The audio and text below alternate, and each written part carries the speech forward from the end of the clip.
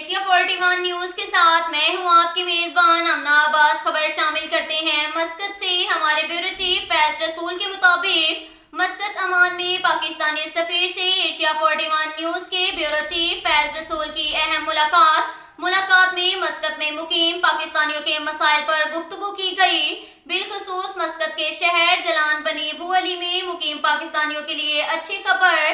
پاکستانی سفیر نے مسقط کے شہر جلان بنی ابو علی میں مقیم پاکستانیوں کے لیے ماہانہ کیمپ لگانے کا اعلان کیا، جس میں جلان بنی ابو علی میں رہنے والے پاکستانیوں کے لیے پاسپورٹ اور شناختی کارڈ بنانے کے لیے کیمپ لگائے جائیں گے۔ اب تک کے لیے اتنا ہی کافی ہے۔